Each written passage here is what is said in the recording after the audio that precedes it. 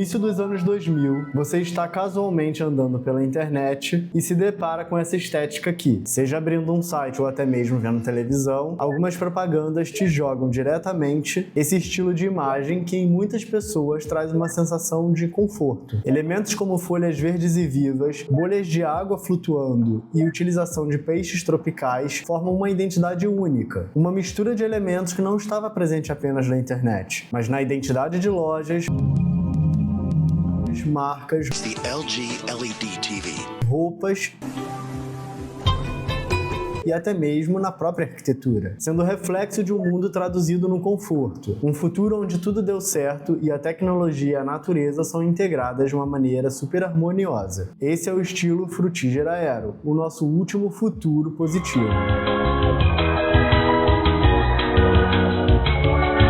Adrian Frutiger é o nome do cara, um designer suíço especialista na criação de fontes e logotipos. Inclusive, a fonte da CPTM de São Paulo é dele. Suas fontes foram muito utilizadas nesse período para reforçar essa ideia que as empresas queriam trazer, uma modernidade ecológica e positiva. Já a palavra aero vem diretamente do Windows Vista, que carregava ali no acrônimo de aero as palavras autêntico, energético, reflexivo e aberto. Era a maneira da marca falar pra gente, calma que o futuro já chegou. Esse foi o nosso primeiro grande contato em massa com a internet. E até o início dos anos 2000, o que acontecia era que a internet era influenciada pelo que existia no mundo externo. Agora, o inverso estava acontecendo. Era a tradução de uma utopia digital. A gente tinha acabado de sobreviver ao bug do milênio, criando a maior confusão.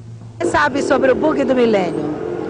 Eu sei que vai alterar umas datas e vai dar uma confusão desgraçada em todos os sistemas de computador. Se acreditava que com a virada do século a gente estava chegando num lugar bom no futuro. Fomos talhados a acreditar que o século XXI era a resposta de todos os problemas. Era tão esperada a era da tecnologia. Cada vez mais blogs e páginas pessoais se tornavam coloridas e vivas. Era uma espécie de renascimento social pautado na ideia de que a natureza estava presente dentro da internet. E ali para 2004 o auge do estilo chegou. Lançamentos de console como o Nintendo DS, colaboravam com essa estética, já que tinham formas arredondadas e cores vibrantes. Todo mundo queria surfar na onda do que estava vendendo bem. É importante ressaltar que o nome Frutiger Aero não era reconhecido na época. Esse termo é recente. Eles só estavam seguindo o que o próprio mercado ditava. E a palavra-chave para esse momento é esquemorfismo. É um princípio do design que mantém as formas originais dos objetos nos itens apresentados. Por exemplo, para ajudar novos usuários a entenderem o que é um e-mail,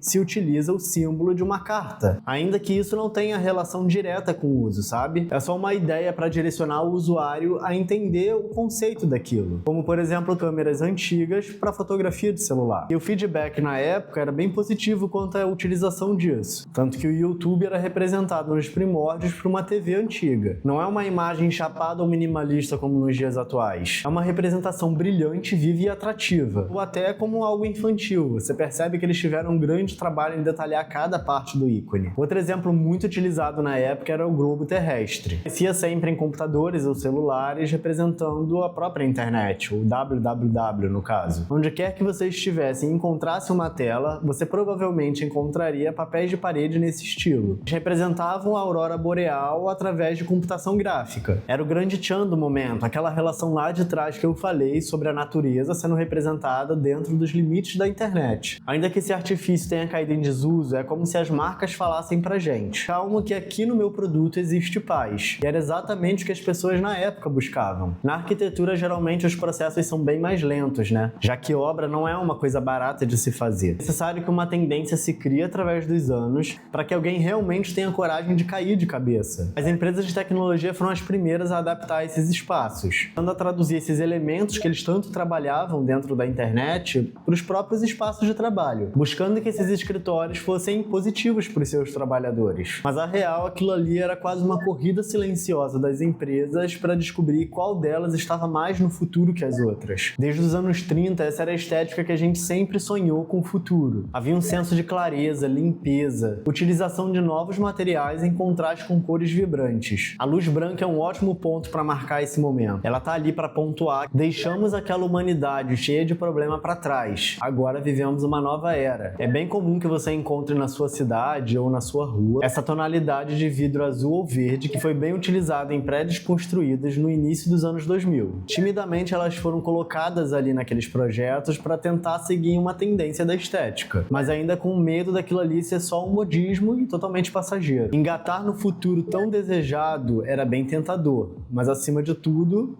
caro. Produzir uma arquitetura com curvas e formas sempre aumenta o valor da obra. Gastam mais tempo, mais trabalho e mais mão de obra. Então boa parte do que os arquitetos apresentavam para tentar seguir um pouco dessa tendência era recusado pelas empresas que iam pagar. Onde ganhamos bastante com isso foi na simulação dos projetos. Foi o período que as imagens computadorizadas, os famosos renders, estavam cada vez mais realistas e acessíveis. É que nos computadores e na internet sempre foi possível sonhar com o futuro. Projetos que nunca saíram do papel aguardam até hoje que esse positivismo seja concluído. Mas, dentro da arquitetura, se já deixou de ser estética, não tem por que fazer. Animações e filmes até tentaram seguir um pouco a onda. Aquela mistura de natureza e futuro dos Teletubbies, os cenários de Pac-Man de Madoka Mágica são ótimos exemplos disso. Há quem coloque na lista também os filmes de B-Movie e Wall-E. Mas a real é que a estética não era fácil de trabalhar em mídias com movimento. A origem do estilo, que seriam as fontes e ícones de computadores e celulares,